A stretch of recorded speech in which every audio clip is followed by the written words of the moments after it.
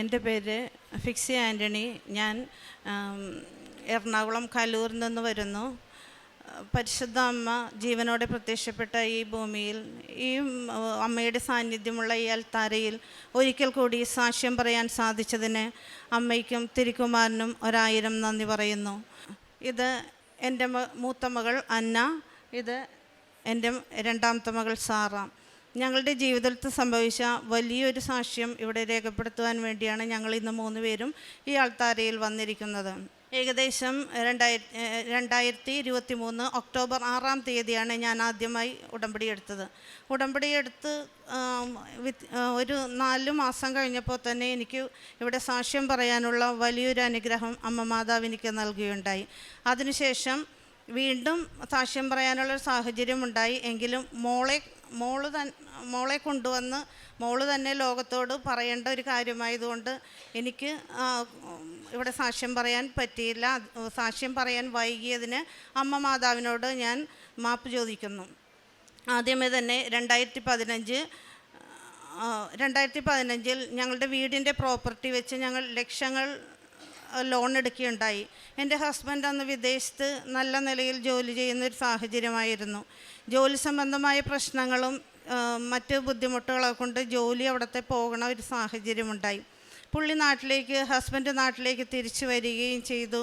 ഉടനെ തന്നെ വെള്ളപ്പൊക്കം, കൊറോണ, അങ്ങനെ പലവിധ കാരണങ്ങൾ കൊണ്ട് നമുക്കിവിടെ നാട്ടിൽ വന്നിട്ടും സെറ്റിൽ ചെയ്യാൻ പറ്റാത്ത വലിയൊരു സാഹചര്യത്തിലൂടെ, സാമ്പത്തികമായി വലിയ ബുദ്ധിമുട്ടുകളിലൂടെ ഞങ്ങളുടെ കുടുംബം കടന്നു പോവുകയായിരുന്നു. എന്ത് ചെയ്യണമെന്നോ എന്താ മുന്നോട്ട് കൊണ്ടുപോകണമെന്നോ ഞങ്ങൾക്ക് അറിയാൻ പറ്റാണ്ട് വല്ലാത്തൊരു അവസ്ഥയിലായിരുന്നു ഞങ്ങൾ. അപ്പം ഞാനിവിടെ വന്ന് ഉടമ്പടി എടുത്ത് അന്നൊന്നും ഞാൻ ഉടമ്പടിയെക്കുറിച്ച് ഒന്നും ഞാൻ ചിന്തിച്ചിട്ടുണ്ടായില്ല. കാരണം എനിക്കതിനോട് വലിയ വിശ്വാസക്കുറവും താല്പര്യമില്ലാത്തതുകൊണ്ട് ഞാനതെടുത്തില്ല. സത്യം പറഞ്ഞതാണ്. പ്രാർത്ഥനകളുണ്ട് ജീവിതത്തിൽ, എങ്കിലും ശാശ്വതമായൊരു ഉത്തരമോ എൻ്റെ പ്രശ്നങ്ങൾക്കൊരു പരിഹാരമോ കാണാൻ എൻ്റെ പ്രാർത്ഥനകൾക്കോ ഞാൻ വിളിച്ച ദൈവത്തിൻ്റെ ഇതല്ല, എൻ്റെ പോരായ്മകൾ കൊണ്ട് എനിക്കത് സാധിച്ചു കിട്ടിയില്ല. അങ്ങനെയാണ് ഞാനിവിടെ വന്ന് ഉടമ്പടി എടുക്കുകയും എൻ്റെ 6 നിയോഗങ്ങൾ എഴുതേണ്ടടുത്ത് എനിക്കന്നൊരു 60 നിയോഗങ്ങൾ എൻ്റെ മുന്നിലുണ്ടായിരുന്നു. എങ്കിലും ഞാൻ 6 നിയോഗങ്ങൾ എഴുതുകയും അതിലൊരെണ്ണം എൻ്റെ ലക്ഷങ്ങൾ വരുന്ന കടബാധ്യത ഞാൻ മുടക്കം വന്നത് മാത്രമാണ് മാതാവിനോട് ഞാൻ അടച്ചു തരാൻ പറഞ്ഞ. ഒരിക്കലും പൂർണ്ണമായും എനിക്കതിൽ നിന്നും മുക്തി തന്നോന്ന് അല്ലെങ്കിൽ എന്നെ ഫ്രീ ആക്കണമെന്ന് ഞാൻ പ്രാർത്ഥിച്ചില്ല. കാരണം അമ്മ മാതാവ് എനിക്കത് ഈശോകുമാരനിൽ നേടിത്തരുമെന്ന് എനിക്ക് ഉറപ്പുണ്ട്. എങ്കിൽ കൂടി പൂർണ്ണമായിട്ടും എനിക്ക് മാതാവിനോടാണെങ്കിൽ ചോദിക്കാൻ എനിക്ക് തോന്നിയില്ല. അപ്പം ഞാൻ മാതാവിനോട് പറഞ്ഞത്, മാതാവേ 10 ലക്ഷം ഇൻട്രസ്റ്റ് മാത്രമുണ്ട്, നീ എനിക്കത് പൂർത്തിയാക്കി തന്നാൽ മതി. ബാക്കി ഞങ്ങൾ പിന്നീട് ലോൺ എനിക്ക് ഭംഗിയായിട്ട് അടച്ചുകൊണ്ട് പോകാൻ പറ്റിയ ഒരു സാഹചര്യമൊക്കെ വന്നു തുടങ്ങി. അപ്പം ഞാൻ മാതാവിനോട് പറഞ്ഞത്, എനിക്ക് വലിയ തുകയെന്ന് എനിക്കൊരു മോചനം തന്നെ എന്നാണ് ഞാൻ അമ്മ മാതാവിനോട് പ്രാർത്ഥിച്ചത്.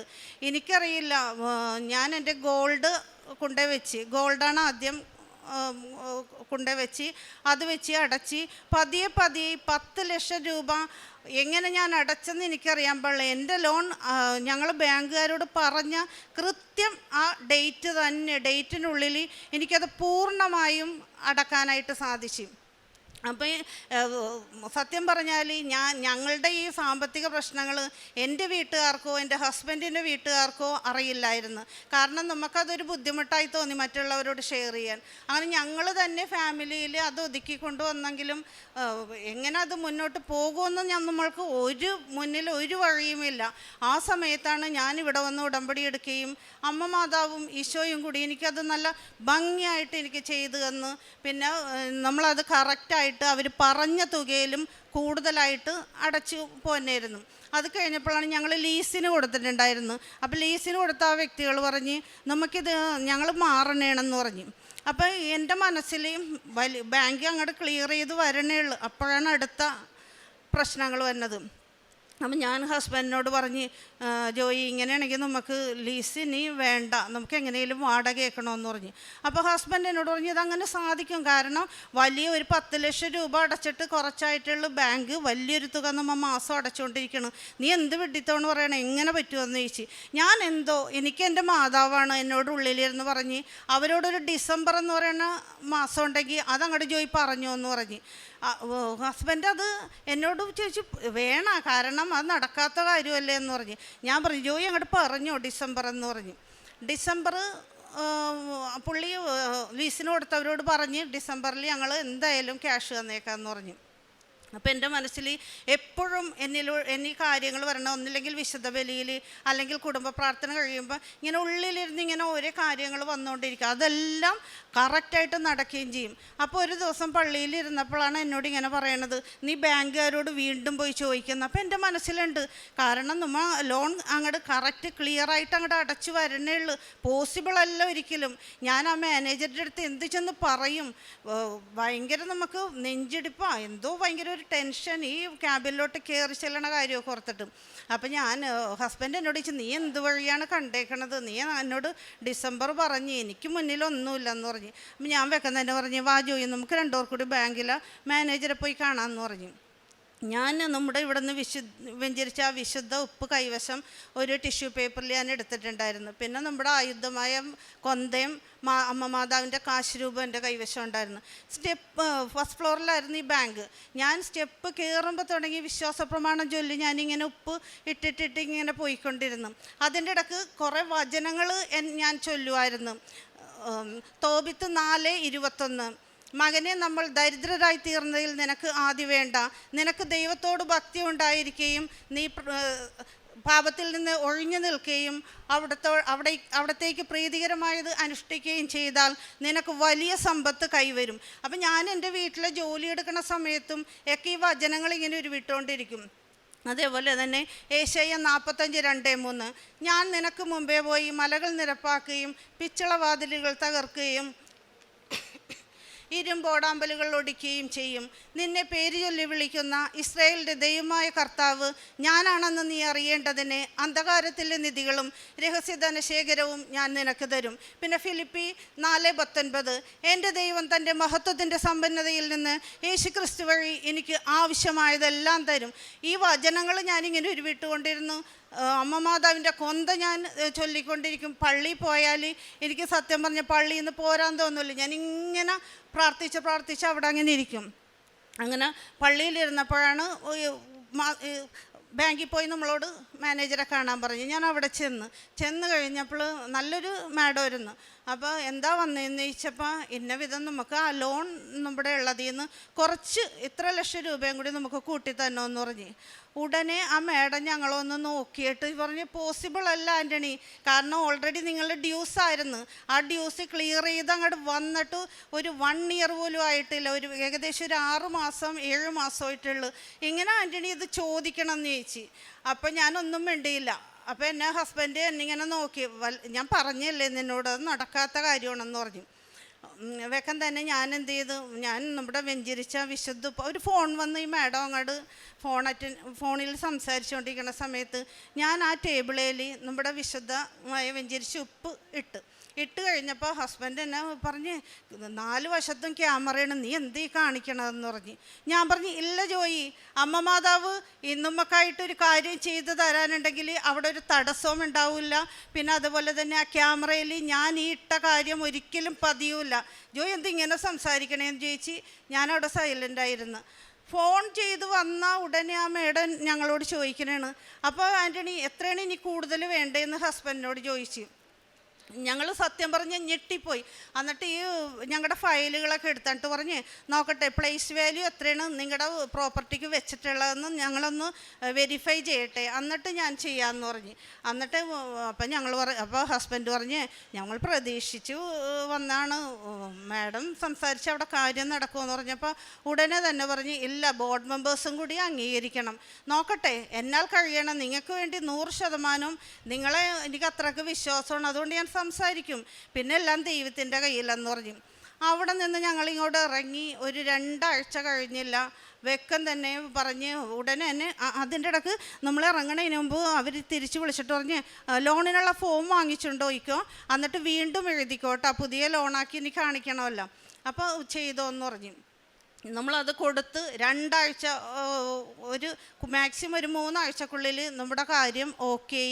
ലീസിന് കൊടുത്ത വ്യക്തികൾക്ക് ഞങ്ങൾക്ക് പൈസ കൊടുക്കാനും അത് റെൻ്റാക്കി മാറ്റുവാനും സാധിച്ചു. അങ്ങനെ വലിയ, പിന്നെ അതേപോലെ തന്നെ ഈ 10 ലക്ഷത്തിന് വേണ്ടി വെച്ച ഗോൾഡിൽ കേൾക്കണം, നിങ്ങൾക്ക് വേണമെങ്കിൽ ഒരു തമാശയായിട്ട് തോന്നാം, പക്ഷേ എൻ്റെ ജീവിതത്തിൽ അത് വലിയൊരു സംഭവമാണ്. അപ്പം ഞാനിങ്ങനെ പള്ളിയിലിരുന്നപ്പോൾ എനിക്ക് അതിലൊരു മാല ഇടാൻ ഭയങ്കര ഒരു ആഗ്രഹം. അപ്പം മാതാവിൻ്റെ മുമ്പിൽ ഇങ്ങനെ സ്റ്റാച്ചുവിൻ്റെ എപ്പോഴും വിശുദ്ധ ബലിക്ക് പോയാൽ ഞാനും എൻ്റെ ഈ 2 മക്കളും ഇത്ര ഹൈറ്റ് ഉണ്ടെങ്കിലും ഒരിക്കലും ബാക്കിൽ പോയി ഞങ്ങൾ നിൽക്കില്ല. അച്ഛൻ കഴിഞ്ഞാൽ ഞാനും എൻ്റെ മക്കളും ആയിരിക്കുള്ളൂ മുമ്പിൽ. അപ്പോൾ എനിക്ക് അവിടെ ഇരുന്നപ്പോൾ ഞാൻ പണയം വെച്ച ഒരു മാല ഇടാൻ ഭയങ്കര ഒരു ആഗ്രഹം. അപ്പോൾ ഞാനൊരു തമാശ രൂപേണ മാതാവിനോട് പറഞ്ഞേ, അമ്മ മാതാവേ, എനിക്ക് ആ മാല ഇടണമെന്ന് വലിയൊരു ആഗ്രഹമെന്ന് വെറുതെ ഇങ്ങനെ പറഞ്ഞാണ്. അപ്പോൾ ഹസ്ബൻഡ് പതിവില്ലാണ്ട് വന്നിട്ട് എന്നോട് പറയണേ, നിൻ്റെ ആ ഒരു മാലയില്ലേ, ഞാനത് പണയം വെച്ച് കൊടുത്ത് ഞാൻ ചോദിച്ചപ്പോൾ ഇത്ര രൂപ വേണമെന്നാണ് പറഞ്ഞതെന്ന് പറഞ്ഞ്, 60,000 രൂപയെന്ന് പറഞ്ഞ്. അത് നമ്മളതങ്ങോട്ട് ആ രീതിയിൽ അങ്ങോട്ട് ഇതാക്കി. അപ്പോൾ പ്രതീക്ഷിക്കാണ്ട് ഹസ്ബൻഡിൻ്റെ കയ്യിൽ ജോലി സംബന്ധമായിട്ട് ഒരു 60,000 രൂപ വന്ന് ഉടനെ തന്നെ പുള്ളി പറഞ്ഞ്, ഞാൻ അന്ന് ഈ മാല പോയി എടുപ്പിക്കാമെന്ന് പറഞ്ഞ് പണയം വെച്ച് കൊടുത്തേന്ന് മാല എടുപ്പിക്കാൻ നോക്കിയപ്പോൾ പറഞ്ഞ്, അയ്യോ അത് ആൻ്റണി തെറ്റിപ്പോയി, 1,20,000 രൂപ വേണമെന്ന് പറഞ്ഞ്. ഞാൻ ഉടനെ തന്നെ എൻ്റെ ഹസ്ബൻഡിനോട് പറഞ്ഞ്, ജോയി വേണ്ട, ഞാനിട്ട് മാതാവിൻ്റെ അടുത്ത് പിറ്റേ ദിവസം പള്ളിയിൽ പോയപ്പോൾ ഞാൻ പറഞ്ഞേ, കുഴപ്പമില്ലമ്മ, ഞാനതങ്ങനെ ആഗ്രഹിച്ചു പോയി, ഞാനത് പ്രതീക്ഷിച്ച്, ഹസ്ബൻഡും അത് ഇതായി, ഇപ്പോൾ കുഴപ്പമില്ലെന്ന് പറഞ്ഞു. അപ്പം എൻ്റെ ഉള്ളിലിരുന്ന് പറയാനാണ്, നിൻ്റെ വീട്ടിലിരിക്കണ ആ ഒരു പ്രോപ്പർട്ടി നീ ആ ഒരു ഗോൾഡ് കൊണ്ടേ വെക്ക്, അപ്പം നിനക്കത് എടുപ്പിക്കാമെന്ന്. സത്യം പറഞ്ഞാൽ എനിക്ക് എൻ്റെ ഭർത്താവിനാ ഞങ്ങളുടെ ചിന്തയിൽ പോലും വരാത്ത വലിയൊരു ഫണ്ണിയാണ് എങ്കിൽ കൂടി നല്ല കറക്റ്റ് ആ കൃത്യസമയത്ത് എനിക്ക് ആ മാല എടുപ്പിക്കാൻ സാധിച്ചു. അതൊക്കെ ശരിക്കുമില്ലേ വചനത്തോട് ചേർന്ന് നിൽക്കുമ്പോൾ, ദൈവമാതാവിനോടൊക്കെ ചേർന്ന് നിൽക്കുമ്പോൾ നമ്മളറിയാതെ നമ്മുടെ മനസ്സിലേക്ക് അമ്മ മാതാവ് ഒരുപാട് കാര്യങ്ങൾ നമുക്ക് ചെയ്തു തരുന്നുണ്ട്. അതിൻ്റെ ഒരു സാക്ഷ്യമായിട്ടാണ് ഞാനിപ്പോൾ എൻ്റെ ഈ കൊച്ചു മാലയുടെ ഈ കാര്യം പറഞ്ഞത്. അതേപോലെ തന്നെയാണ് വ്യക്തി ജീവിതത്തിലാണെങ്കിലും കുടുംബജീവിതത്തിലാണെങ്കിലും മക്കൾക്കാണെങ്കിലും ദൈവത്തിനെയും മാതാവിനെയും കൊടുത്ത് വളർത്താനുള്ളൊരു കൃപ എനിക്ക് കിട്ടി. എൻ്റെ ജീവിതത്തിൽ മക്കളെ ഏത് ഉന്നതിയിലെത്തിയാലും അവരെവിടെ എത്തിയാലും എനിക്കതിലൊരു സന്തോഷം ഒരിക്കലും തോന്നിയിട്ടില്ല. കൂടുതൽ ഞാനിവരെ കൂടി വഴക്കിടേണ്ടത് പ്രാർത്ഥനയുടെ കാര്യം പറഞ്ഞാണ്. എന്നും പ്രാർത്ഥിക്കാൻ പറയുമ്പോൾ എൻ്റെ മക്കൾ എന്നോട് പറയും, അമ്മ അതൊക്കെ ഒരു വ്യക്തിപരമായ ഓരോരുത്തരുടെ തീരുമാനങ്ങളാണ്, അമ്മ എന്നും പറഞ്ഞ് ഞങ്ങളിങ്ങനെ ബുദ്ധിമുട്ടിക്കല്ലേ എന്ന് പറയും. പക്ഷേ ഞാൻ എത്ര ചീത്ത കേട്ടാലും ഞാൻ ഇവരോട് പ്രാർത്ഥന എനിക്ക് വലിയ എൻ്റെ ജീവിതത്തിൻ്റെ ഭാഗമായതുകൊണ്ട് എനിക്ക് ഇവർ എത്ര ചീത്ത പറഞ്ഞാലും എനിക്കതിലൊരു വിഷമം തോന്നാറില്ല. പക്ഷേ ഇന്ന് അൾത്താരയിൽ നിൽക്കണ എൻ്റെ 2 മക്കളും ദൈവത്തിനെയും അമ്മ മാതാവിനെയും അറിഞ്ഞ് അവർ ദൈവത്തിലേക്കായി ഒരമ്മയെന്ന നിലക്ക് എൻ്റെ ജീവിതത്തിലെ ഏറ്റവും വലിയൊരു വിജയമായിട്ട് ഞാനതിനെ കാണുന്നു. അതേപോലെ തന്നെ എൻ്റെ 2ാമത്തെ മകള് കേരള സ്പോർട്സിൽ റോവിങ് എന്ന് പറയുന്ന ഒരു സ്പോർട്സ് ചെയ്യണ വ്യക്തിയാണ്. അവൾക്ക് പൂനെയിലൊരു കോമ്പറ്റീഷൻ ഉണ്ടായിരുന്നു. അന്ന് എൻ്റെ മോൾ ഉടമ്പടി എടുക്കുക ഒന്നും ചെയ്തിട്ടില്ല. എൻ്റെ ഉടമ്പടിയുടെ ബലത്തിലും എൻ്റെ പ്രാർത്ഥനയുടെ ബലത്തിലും അവൾ ആ കോമ്പറ്റീഷന് പോണേണ്. ശരിക്കും പറഞ്ഞാൽ ട്രെയിനിലുള്ള ദീർഘദൂര യാത്ര, മാറി വരുന്ന ക്ലൈമറ്റ്, പിന്നെ ഭക്ഷണങ്ങൾ, ഇത് ഒരുപാട് അവരുടെ ആ സ്പോർട്സിനെ ബാധിക്കാറുണ്ട്. എങ്കിലും ഞാൻ കോമ്പറ്റീഷന് മക്കൾ പോണതിലും കൂടുതൽ ടെൻഷൻ വീട്ടിലിരിക്കണ അമ്മമാരായി ഞങ്ങൾ പാരൻസ് എടുക്കാറുണ്ട്. അപ്പം എനിക്ക് പിന്നെ പള്ളിയിൽ നിന്ന് മാറാൻ നേരം ഉണ്ടാവില്ല. അപ്പം ഞാനിങ്ങനെ പള്ളിയിലിരുന്ന് പ്രാർത്ഥിക്കണ സമയത്ത് ബൈബിൾ വായിച്ച് ആരാധന സ്ഥലത്തിരിക്കണ സമയത്ത് ഞാൻ പറഞ്ഞേ, എനിക്കിന്ന് എൻ്റെ മോക്കടെ കോമ്പറ്റീഷൻ നടക്കുന്നതാണ്, എനിക്കിന്ന് ഒരു ഉത്തരം കിട്ടിയേ പറ്റൂ, എനിക്കല്ലാണ്ട് പോയി എനിക്ക് സ്വസ്ഥത ഉണ്ടാവില്ല ഈശോയെ, എനിക്ക് നീ ഉത്തരവെന്ന് പറഞ്ഞ്. അങ്ങനെ ബൈബിൾ തുറന്നപ്പോൾ എനിക്ക് കിട്ടണേണ് ജ്ഞാനം 5:21. വിദ്യുച്ചരങ്ങൾ നന്നായി കുലച്ച മേഘവില്ലിൽ നിന്ന പോലെയും ലക്ഷ്യത്തിലേക്ക് ഊക്കോടെ കുതിച്ചുവായു എന്ന്. ഞാൻ ഉടനെ എനിക്ക് മനസ്സിലായി എൻ്റെ മോളുടെ വിജയം ഇന്ന് ഉറപ്പാണെന്ന്. ഞാൻ പ്രാർത്ഥിക്കാനോ അവിടെ നിൽക്കാണ്ട് ഞാൻ നേരെ വീട്ടിലേക്ക് വന്ന് ഹസ്ബൻഡിനെയും മൂത്ത മോളെയൊക്കെ വിളിച്ച് പറഞ്ഞ്, അന്നൊക്കെ ഉറപ്പാണ് സാറൊക്കെ ഇന്ന് ഉറപ്പാണ് കേട്ടോ, മെഡൽ കിട്ടുമെന്ന്. അതേപോലെ തന്നെ കിട്ടി. അതേപോലെ തന്നെയാണ് ഈ രണ്ടാമത്തെ കോമ്പറ്റീഷനും ബൈബിള് തുറന്നപ്പോൾ എനിക്ക് കിട്ടിയതാണ്. ബൈബിള് തുറന്ന് കുറച്ച് കഴിഞ്ഞപ്പോൾ സുഭാഷിതങ്ങൾ 21:31, യുദ്ധത്തിന് വേണ്ടി കുതിരയെ സജ്ജമാക്കുന്നു, എങ്കിലും വിജയം നൽകുന്നത് കർത്താവാണ്. സത്യമല്ലേ? അപ്പം ഞാനോർത്ത് ദൈവം അവിടെ ഒരുക്കി കഴിഞ്ഞ് എൻ്റെ കൊച്ചിനാ. എനിക്കപ്പോൾ ഒരു ടെൻഷനും തോന്നിയില്ല. അങ്ങനെ രണ്ടാമത്തെ മകൾക്കും നാഷണൽ ലെവലിലാണ്, ഒരു ഡിസ്ട്രിക്റ്റാ അല്ലെങ്കിൽ സ്റ്റേറ്റാ അല്ല. അപ്പോൾ നമുക്ക് അത് ഭയങ്കര വലിയൊരു അച്ചീവ്മെൻ്റാണ്. അങ്ങനെ എൻ്റെ മകൾക്ക് 2 മെഡലും കിട്ടി. ശേഷം എൻ്റെ മകൾ പറയുന്നതായിരിക്കും. എൻ്റെ പേര് സാറ. ഞാൻ കേരള സ്റ്റേറ്റ് സ്പോർട്സ് കൗൺസിലിലെ വിദ്യാർത്ഥിയായിരുന്നു. 2024 ഡിസംബർ 5 തൊട്ട് ഉള്ള പൂനെയിൽ വെച്ച് നടന്ന കോമ്പറ്റീഷനിലാണ് അമ്മ മാതാവ് എനിക്ക് എൻ്റെ രണ്ടാമത്തെ മെഡൽ തന്ന് അനുഗ്രഹിച്ചത്. എൻ്റെ ആദ്യത്തെ മെഡലിൻ്റെ സാക്ഷ്യം എൻ്റെ അമ്മ ഓൾറെഡി പറഞ്ഞായിരുന്നു. രണ്ടാമത്തെ കോമ്പറ്റീഷൻ എനിക്ക് വളരെ കഷ്ടപ്പാട് നിറഞ്ഞതായിരുന്നു. കാരണം ഞാൻ ചെയ്യുന്ന ബോട്ടിൽ 4 പേരാണുള്ളത്. അപ്പം ഞങ്ങൾ തുഴയേണ്ടത് പുറകോട്ടാണ്. നോർമൽ ഒരു ബോട്ട് തുഴയുന്നത് ഫ്രണ്ടോട്ടാണെങ്കിലും ഞങ്ങൾ ചെയ്യുന്ന സ്പോർട്സിൽ ബോട്ട് തുഴയേണ്ടത് പുറകോട്ടാണ്. അപ്പോൾ ഞങ്ങളുടെ ബോട്ടിനാണെങ്കിൽ ഭയങ്കര വെട്ടലായിരുന്നു. നേരെ ഒരിക്കലും പോകത്തില്ല, എപ്പോഴും ഇങ്ങനെ വെട്ടിക്കൊണ്ടിരിക്കും. പക്ഷേ റേസിന് ബോട്ട് വെട്ടിക്കഴിഞ്ഞാൽ ഡിസ്ക്വാളിഫൈ ആവും. 2000 മീറ്ററാണ് റേസ്, അതായത് 2 കിലോമീറ്റർ. റേസ് സ്റ്റാർട്ടായി കഴിഞ്ഞ് ബോട്ട് നോർമൽ പോലെ നേരെ പോയി. ബോട്ട് നേരെ പോയി കഴിഞ്ഞ് ഒരു ലാസ്റ്റ് 500 ആയപ്പോഴത്തേക്കും ഞങ്ങളുടെ ബോട്ട് കംപ്ലീറ്റ് വെട്ടി. അപ്പോഴത്തേക്കും അമ്മ മാതാവിൻ്റെ ഇടപെടൽ സംഭവിച്ചു.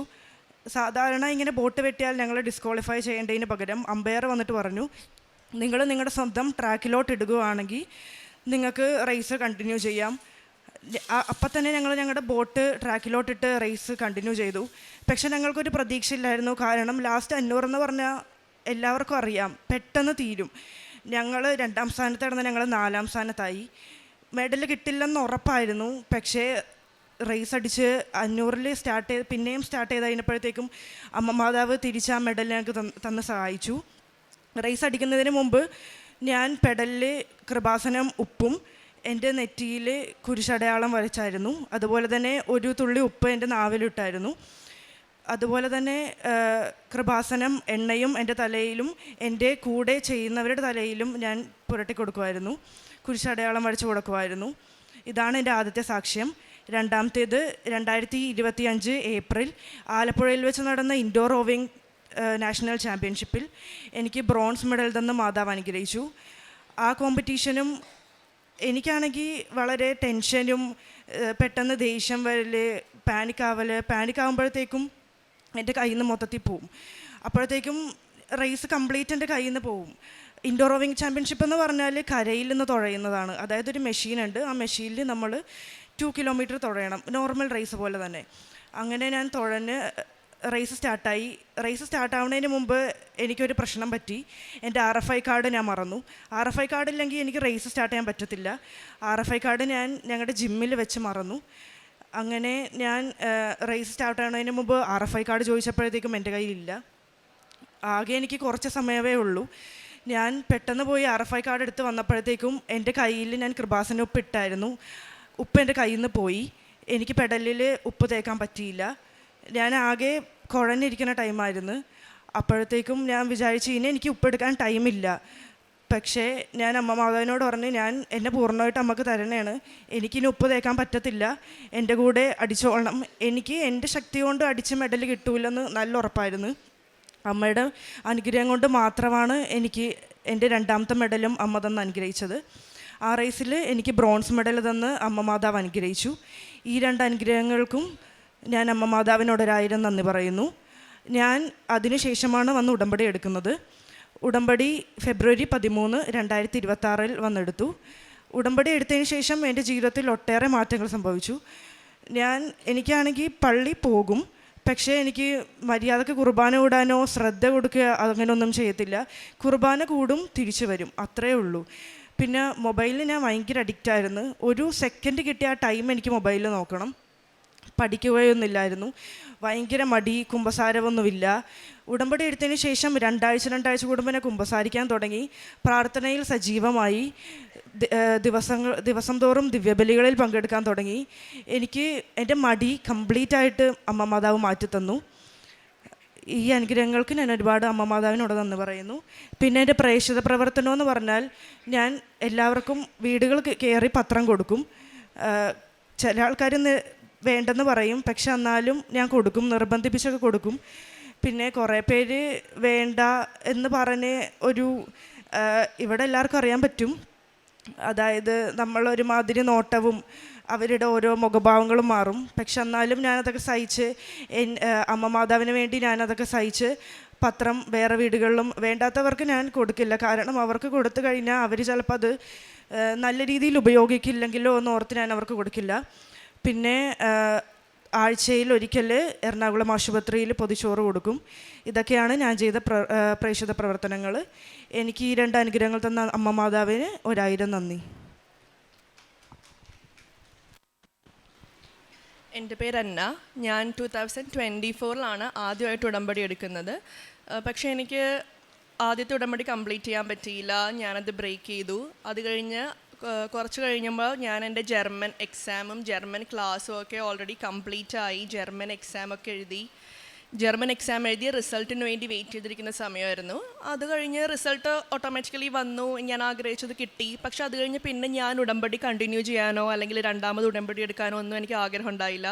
അത് കഴിഞ്ഞ് അമ്മ എൻ്റെ അടുത്ത് കുറച്ച് പ്രഷർ ചെയ്തപ്പോൾ പിന്നെ ഞാൻ ഒന്നും കൂടെ രണ്ടാമത് ഉടമ്പടി എടുത്തു. ഈ ഉടമ്പടി എടുത്ത് ഫസ്റ്റ് ഒരു 2 days 3 days ഒക്കെ പിന്നെയും രാവിലെ എണീക്കുമായിരുന്നു. പിന്നെ എനിക്ക് രാവിലെ എണീക്കാൻ പറ്റുന്നില്ല. അങ്ങനെ ഞാൻ ആ ഉടമ്പടിയും ബ്രേക്ക് ചെയ്തു. ഈ സമയത്താണ് എൻ്റെ അമ്മ സാക്ഷ്യം പറഞ്ഞു കഴിഞ്ഞിട്ട് എൻ്റെ അമ്മയുടെ ഫ്രണ്ടിൻ്റെ മോൻ ജർമ്മനിയിൽ അച്ഛനാണെന്ന് പറഞ്ഞ് അവിടെ ഹോസ്പിറ്റലിൽ നഴ്സിങ്ങിന് വേക്കൻസി ഉണ്ട്, അപ്പോൾ എനിക്ക് അപ്ലൈ ചെയ്യാൻ താല്പര്യമുണ്ടെങ്കിൽ അപ്ലൈ ചെയ്തോ എന്ന് പറഞ്ഞ് ഒരു ഓപ്ഷൻ വന്നു. പക്ഷേ ഈ സമയത്ത് ഒരു 500+ സ്റ്റുഡൻസ് ഉണ്ട്. ഇതിൽ എൻ്റെ ലാംഗ്വേജിൽ എനിക്ക് അത്ര കോൺഫിഡൻസ് ഉണ്ടായിരുന്നില്ല. സർട്ടിഫിക്കറ്റ്സ് ഉണ്ട്, പക്ഷേ എനിക്ക് കോൺഫിഡൻസ് ഉണ്ടായിരുന്നില്ല. അതുകൊണ്ട് ഞാൻ ജസ്റ്റ് അമ്മ പറഞ്ഞതുകൊണ്ടും പിന്നെ ആൻറ്റീനെ എനിക്ക് അറിയാവുന്നതുകൊണ്ടും ഞാൻ ജസ്റ്റ് ഒന്ന് അപ്ലൈ ചെയ്തു. അവരാകെ 25 സ്റ്റുഡൻസിനെ എടുത്തുള്ളൂ. അതിൽ എനിക്ക് ഒരു പാർട്ടാകാൻ പറ്റി. അതും അമ്മ മാതാവിൻ്റെ അനുഗ്രഹം. അങ്ങനെ ഇൻ്റർവ്യൂ കഴിഞ്ഞിട്ട് എനിക്ക് പിന്നെ റെസ്പോൺസ് ഒന്നും ഉണ്ടായില്ല. ഒരു 1 year പ്രോസസ്സായിരുന്നു. ഇൻ്റർവ്യൂ കഴിഞ്ഞിട്ട് മൊത്തം ബ്ലാങ്കായി നിൽക്കുന്ന സമയത്ത് ഒരു ദിവസം അമ്മേൻ്റെ അടുത്ത് പറഞ്ഞു, ഒന്ന് കൊന്ത ചൊല്ലി നോക്ക്, അപ്പോൾ ഇന്ന് എന്തായാലും ഒരു അത്ഭുതം നടക്കുമെന്ന്. ഞാനങ്ങനെ അമ്മ പറയുന്നത് ഞാനങ്ങനെ നിരസിക്കാറില്ല. അതുകൊണ്ട് ഞാൻ കൊന്ത ചൊല്ലി രാവിലെയാണ് ചൊല്ലിയത്. വൈകിട്ട് തന്നെ എനിക്ക് മെയിൽ അയച്ചു, ഞാൻ കോൺട്രാക്റ്റ് ഷെയർ ചെയ്യുന്നുണ്ടെന്ന് പറഞ്ഞ്. കോൺട്രാക്റ്റ് കയ്യിൽ കിട്ടി. വിസയ്ക്ക് സബ്മിറ്റ് ചെയ്തു. ഫസ്റ്റ് വിസ റിജക്ഷൻ ആയിരുന്നു. എന്നോടൊരു സർട്ടിഫിക്കറ്റ് ചോദിച്ചിട്ടുണ്ടായിരുന്നു, ഒരു എക്സ്ട്രാ സർട്ടിഫിക്കറ്റ്. അപ്പോൾ യൂഷ്വലി എൻ്റെ ഹോസ്പിറ്റൽ എനിക്കൊരു എമൗണ്ട് പ്രൊവൈഡ് ചെയ്യും. ആ എമൗണ്ടിൻ്റെ 5 പൈസ പോലും അവർ കൂട്ടി ചോദിക്കാൻ തരില്ല, കാരണം അവരുടെ റൂൾസ് അങ്ങനെയാണ്. പക്ഷേ എൻ്റെ വിസ റിജക്ഷൻ്റെ ഫസ്റ്റ് റീസൺ എൻ്റെ ഈ എമൗണ്ട് സഫീഷ്യൻ്റ് അല്ല, ഇതിൽ നിന്ന് ഒരു 25 euros കൂടെ കൂടുതൽ വേണമെന്നായിരുന്നു. അപ്പോൾ എനിക്ക് ഓൾറെഡി ടെൻഷനായി, കാരണം എനിക്ക് ജർമ്മൻ റൂൾസ് നന്നായിട്ട് അറിയാം. എൻ്റെ ലൈഫിലും എൻ്റെ പരിചയത്തിൽ ആർക്കും ഈ എമൗണ്ട് കൂട്ടിക്കൊടുക്കാറില്ല. അവരെന്ത് എമൗണ്ടാണോ കോൺട്രാക്റ്റിൽ തരുന്നത് ആ എമൗണ്ട് തന്നെ നമ്മൾ അക്സെപ്റ്റ് ചെയ്യണം. പിന്നെ എൻ്റെ എമൗണ്ടിൽ ഞാൻ ഓക്കെ ആയിരുന്നു, പക്ഷേ എന്നാൽ പോലും എൻ്റെ ജർമ്മൻ എംബസി അത് റിജക്റ്റ് ചെയ്തതുകൊണ്ട് ഞാൻ ഈ ഒരു മെയിൽ എൻ്റെ ഹോസ്പിറ്റലിന് അയച്ചു. ഞാൻ എന്നിട്ട് ഒരു ദിവസം തന്നെ ഞാൻ സന്തോഷകരം, ദുഃഖകരം, മഹിമ, പ്രകാശത്തിൻ്റെ 4 കൊന്തകൾ ഞാൻ എല്ലാ ദിവസവും ചൊല്ലുമായിരുന്നു.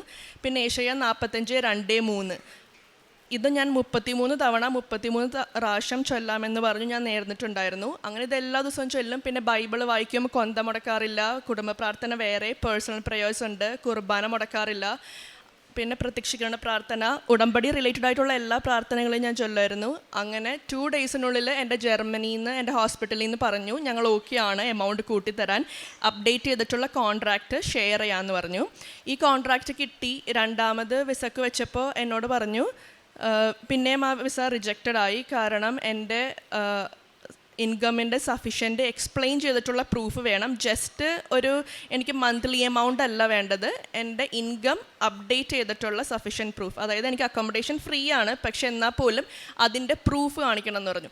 ഞാനിത് പിന്നെയും എൻ്റെ മെയിൽ അയച്ചു. യൂഷ്വലി ജർമ്മൻസിന് അങ്ങനെ എപ്പോഴെപ്പോഴും മെയിൽ അയക്കുന്നതൊന്നും ഇഷ്ടമല്ല. അവർ ഫ്രണ്ട്ലി ആണ്, പക്ഷെ എന്നാലും അവർക്ക് അധികം മെയിലിനോട് താല്പര്യമില്ല. പക്ഷെ എന്നാലും ഞാൻ പ്രാർത്ഥിച്ച് മെയിൽ അയച്ചു. 2 daysനുള്ളിൽ എനിക്ക് അതും തന്നു.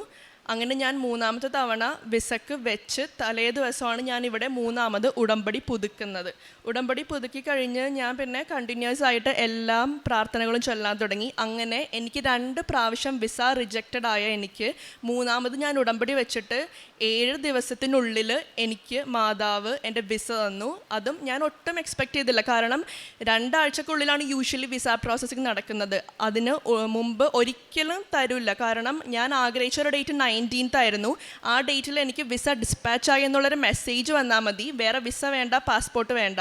പക്ഷേ മാതാവ് എനിക്ക് 19th പാസ്പോർട്ടും അതിൽ വിസയും തന്നു. ഞാൻ ഈ മാസം മാർച്ചിൽ തന്നെ ജർമ്മനിയിൽ പോണേണ്.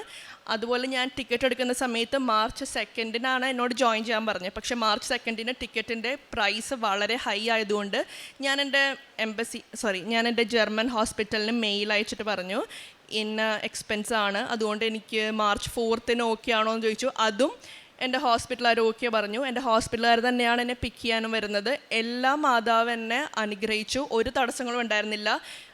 2 മാസത്തിൽ കൂടുതൽ ഞാൻ വിസയ്ക്ക് ഇങ്ങനെ ട്രൈ ചെയ്തുകൊണ്ടിരുന്ന എനിക്ക് ഒരാഴ്ചക്കുള്ളിൽ വിസയും കിട്ടി. ഒരാഴ്ചക്കുള്ളിൽ ഞാൻ പോകേണ്ട എല്ലാ സാധനങ്ങളും വാങ്ങിച്ചു. ഞാൻ മാതാവ് എനിക്ക് തന്ന ഈ അനുഗ്രഹം ആയതുകൊണ്ട് ഞാൻ എൻ്റെ എല്ലാ സാധനവും, എൻ്റെ ട്രോളി, പൗച്ച്, വാലറ്റ് എല്ലാം, എൻ്റെ ചെരുപ്പ് ഉൾപ്പെടെ എല്ലാം ഞാൻ സിൽവർ ഗ്രേ കളറാണ് എടുത്തത്. പിന്നെ ഞാൻ പ്രേക്ഷിത പ്രവർത്തനമായിട്ട് ഞാൻ എല്ലാവർക്കും പത്രം കൊടുക്കും. പക്ഷേ എനിക്ക് തുടക്കത്തിൽ ഞാൻ ആദ്യത്തെ ഉടമ്പടി എടുത്ത സമയത്ത് എനിക്ക് പത്രം കൊടുക്കാൻ ഭയങ്കര നാണക്കേടായിരുന്നു. കാരണം ഒബ്വിയസ്ലി അവരെന്തായാലും ഫേസ് വേറെ റിയാക്ഷൻ തരും. പിന്നെ അവരെന്നോട് എന്തെങ്കിലും ഹേർട്ട്ഫുൾ ആയിട്ട് സംസാരിച്ച് കഴിഞ്ഞാൽ അത് എനിക്ക് അക്സെപ്റ്റ് ചെയ്യാൻ കുറച്ച് പാടായിരുന്നു. അപ്പോൾ അതുകൊണ്ട് എനിക്ക് ഈ നാണക്കേട് കാരണം ഞാൻ പറഞ്ഞു ഞാൻ പത്രം കൊടുക്കാൻ എനിക്ക് പറ്റില്ല. കാരണം എനിക്ക് പരിചയമുള്ളവരൊക്കെ വന്ന് ചോദിച്ചു കഴിഞ്ഞാൽ അത് എനിക്കൊരു നാണക്കേടാണ്, ഇതെന്താ പത്രം കൊടുത്ത് നിൽക്കുന്നത്, അതൊക്കെ ചോദിച്ചു കഴിഞ്ഞാൽ എനിക്ക് കുറച്ച് നാണക്കേടായിരുന്നു. പക്ഷെ അത് കഴിഞ്ഞ് ഞാൻ 3-ാമത് ഉടമ്പടി പുതുക്കിയപ്പോൾ ഞാനാണ് ഇനീഷ്യേറ്റീവ് എടുത്തിട്ട് ഞാൻ എല്ലാ വീടുകളിലും, എല്ലാ ബസ് സ്റ്റാൻഡിലും, ഓട്ടോ സ്റ്റാൻഡിലൊക്കെ ഞാൻ പത്രം കൊടുക്കാൻ തുടങ്ങി. പിന്നെ എല്ലാ മാസത്തിലൊരിക്കൽ ഹോസ്പിറ്റലിൽ, ക്യാൻസർ വാർഡിൽ ഫുഡ് കൊടുക്കാറുണ്ട്. പിന്നെ കുർബാനകളൊന്നും മുടക്കാറില്ല, എല്ലാ ആഴ്ചയും കുമ്പസാരിക്കും. ഇത്രയും അനുഗ്രഹങ്ങൾ തന്ന മാതാവിനും ഈശോയ്ക്കും ഒരുപാട് നന്ദി. എന്നെ സംബന്ധിച്ച് എൻ്റെ ഫസ്റ്റ് സാക്ഷ്യം കഴിഞ്ഞപ്പോഴാണ് എൻ്റെ 10th പഠിച്ചത്. അതൊരു 30 വർഷം പുറകോട്ടുള്ള ഫ്രണ്ട്സാണ്. എൻ്റെ സാക്ഷ്യം കേട്ടിട്ട് ഞങ്ങൾ 6 ഫ്രണ്ട്സ് വീണ്ടും റീജോയിൻ ചെയ്ത്. അതിലൊരു ഫ്രണ്ട് വഴിയാണ് എൻ്റെ മോൾക്ക് ഇപ്പോൾ ജർമ്മനി പോകാനുള്ള ഒരു സാഹചര്യം ഉണ്ടായത്. അപ്പം ഞാൻ ഓർക്കണേണ്, നമ്മൾ ഉടമ്പടി എടുക്കുമ്പോൾ ഒന്നും നമ്മളുടെ മുന്നിൽ പ്രതീക്ഷകളോ അങ്ങനെ ഒന്നും നമ്മൾ മുന്നിൽ കണ്ടുകൊണ്ടല്ല, നമ്മുടെ അപ്പോഴുള്ള ആവശ്യങ്ങൾ, ഭാവിയിൽ ഇന്നതൊന്നും ചെയ്തു തരുമെന്ന് അങ്ങനെ നമുക്കൊരു കാഴ്ചപ്പാടുകളൊന്നും ഇല്ലാണ്ടാണ് നമ്മൾ ഉടമ്പടി എടുക്കുന്നത്. അപ്പോൾ ശരിക്കും ഇവളെന്നോട് ചോദിച്ച്, ഒരു അച്ഛൻ്റെ ചൊവ്വാഴ്ചത്തെ പ്രെയർ കഴിഞ്ഞപ്പോൾ തന്നെ ഇവൾ വിളിച്ചിട്ട് എന്നോട് ചോദിച്ച് നിൻ്റെ മോൾക്ക് ജർമ്മനി പോകാൻ താല്പര്യം ഉണ്ടാകുന്ന ചോദിച്ച്. അപ്പോൾ ഞാൻ ചോദിച്ചു നീ എന്താ ഇങ്ങനെ ചോദിക്കണം? കാരണം അവൾ B2 ഒക്കെ കഴിഞ്ഞ് ഞങ്ങൾ ഏജൻസി വഴി പോകാൻ വേണ്ടിയുള്ള കാര്യങ്ങൾ നോക്കണേണെന്ന് പറഞ്ഞ്. ഉടനെ തന്നെ ഇവൾ എന്നോട് പറഞ്ഞ് ഒരിക്കലും വല്ല ചീറ്റിംഗ് ഒക്കെ ആയിരിക്കും, പിന്നെ എത്ര ലക്ഷം രൂപ കൊടുക്കണം, നീ അതിനൊന്നും നിൽക്കണ്ട, എൻ്റെ ചേച്ചിയുടെ മോൻ ജർമ്മനിയിലെ അച്ഛനാണ്, ഞാനൊന്ന് സംസാരിക്കട്ടെ, കോൺവെൻറ്റ് വഴി കുട്ടികളെ കൊണ്ടുപോകണമെന്ന് എനിക്കറിയാം, ഞാനങ്ങനെ സംസാരിക്കാമെന്ന് പറഞ്ഞു.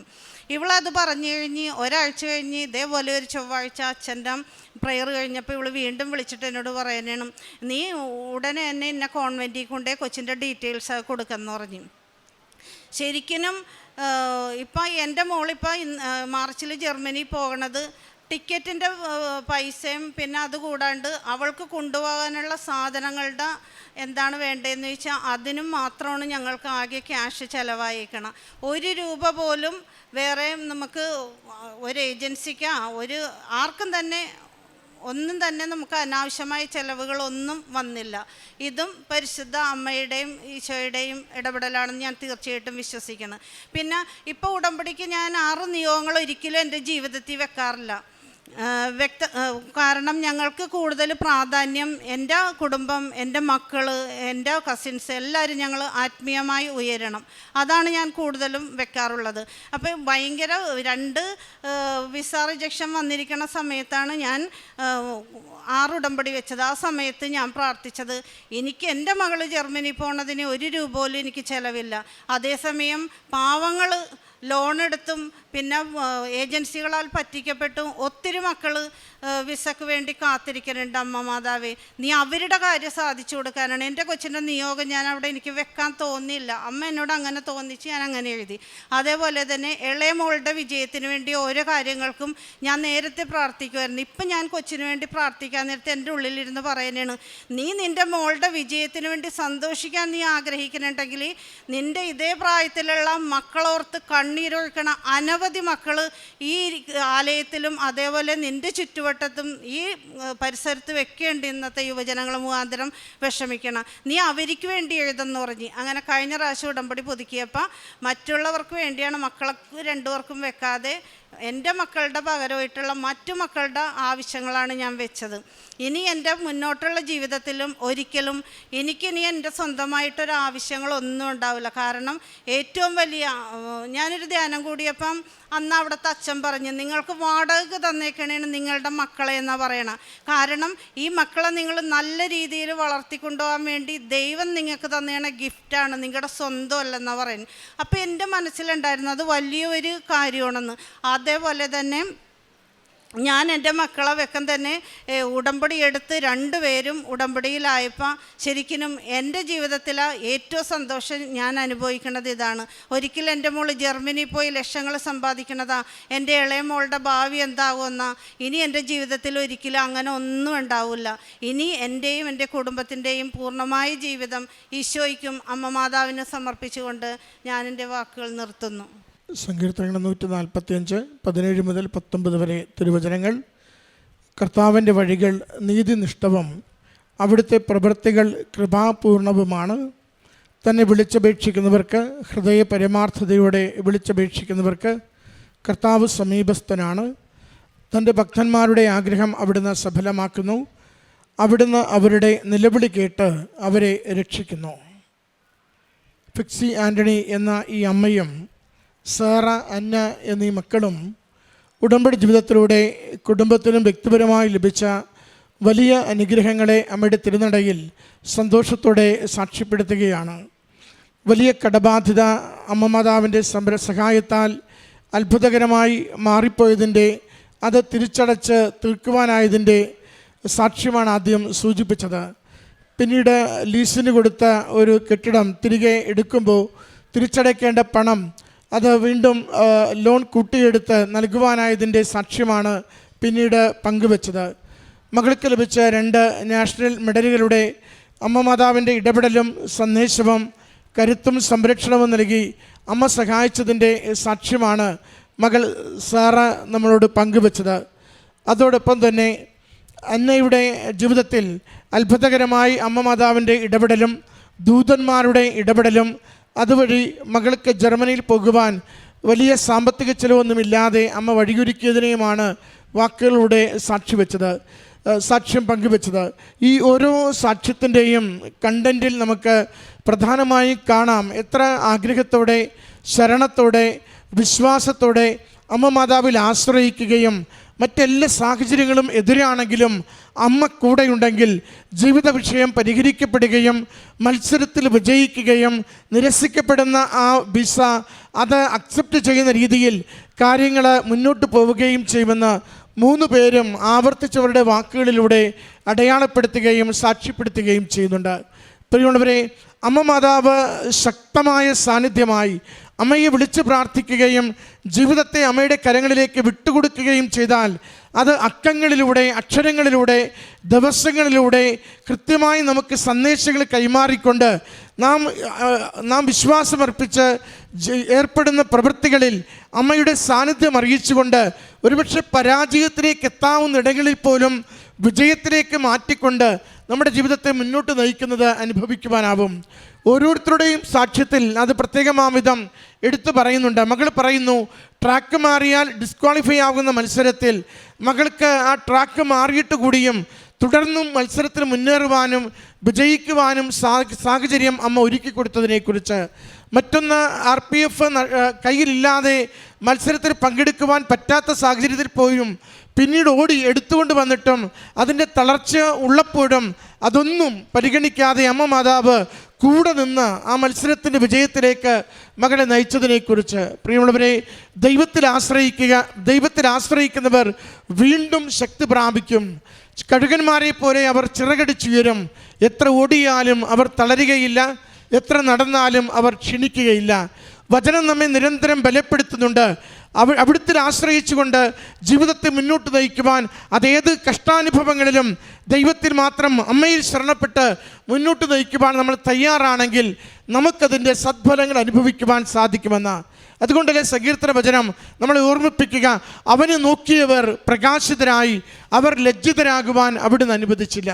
അതുകൊണ്ട് നമ്മുടെ ജീവിതത്തിൻ്റെ, ഭൗതികമായ ജീവിതത്തിൻ്റെ ഏതൊരു കഷ്ടനഷ്ടങ്ങളുടെയും, ഏതൊരു പ്രതിസന്ധിയുടെയും, ഏതൊരു ഇല്ലായ്മയുടെയും അവസരങ്ങളിലും സാഹചര്യങ്ങളിലും അത് ഈശോയിലേക്ക് നോക്കുവാൻ, അവനിൽ പൂർണ്ണമായ ജീവിതത്തെ സമർപ്പിക്കുവാൻ അമ്മ മാതാവിൻ്റെ വലിയ മാധ്യസ്ഥം ഈശോയിലൂടെ നമുക്ക് വലിയ അനുഗ്രഹമായി തീരുമെന്ന പ്രത്യാശയിൽ ഉടമ്പടി ജീവിക്കുവാൻ നമുക്ക് സാധിക്കുമെങ്കിൽ, വിശ്വാസ പ്രയോഗത്തിലൂടെ നാം ഉപയോഗിക്കുന്ന ഉടമ്പടി നേർച്ച വസ്തുക്കൾ നമുക്കത് അനുഗ്രഹത്തിനും വേഗതയ്ക്കും കാരണമാകും. പ്രയാസങ്ങൾ തരണം ചെയ്യുന്നതിനും കുരുക്കുകൾ അഴിയുന്നതിനും കാരണമാകും. ദൈവനാമത്തെ മഹത്വപ്പെടുത്തി ആത്മാവിനെ വിശുദ്ധിയിൽ സൂക്ഷിക്കുവാൻ പറ്റും വിധം നമ്മുടെ ജീവിതങ്ങളെ ദൈവം ഏറ്റെടുക്കുന്നത് നമുക്ക് അനുഭവിക്കുവാനാവും. അതിൻ്റെ സാക്ഷ്യവും സന്തോഷവുമാണ് ഈ കുടുംബം ഈ അൾത്താരയിൽ പങ്കുവയ്ക്കുന്നത്. ഈ കുടുംബത്തിൽ ലഭിച്ച എല്ലാ അനുഗ്രഹങ്ങൾക്കും, നേട്ടങ്ങൾക്കും, സമാധാനത്തിനും, വിശ്വാസബോധ്യങ്ങൾക്കും അമ്മ മാതാവിനും തിരുക്കുമാരനും നന്ദി പറഞ്ഞുകൊണ്ട് കരങ്ങളടിച്ച് ഈ സാക്ഷ്യം നമുക്ക് അത്യപൂർവ ദൈവാനുഭവങ്ങൾ ഇനി നിങ്ങൾക്കും സ്വന്തം. ഈ യൂട്യൂബ് ചാനൽ ഇതുവരെ സബ്സ്ക്രൈബ് ചെയ്തിട്ടില്ലെങ്കിൽ ഇപ്പോൾ തന്നെ സബ്സ്ക്രൈബ് ചെയ്യുക. ഈ വീഡിയോ ഇപ്പോൾ തന്നെ നിങ്ങളുടെ സുഹൃത്തുക്കൾക്ക് ഷെയർ ചെയ്തുകൊണ്ട് കർത്താവിൻ്റെ പ്രേക്ഷിതരാകുക.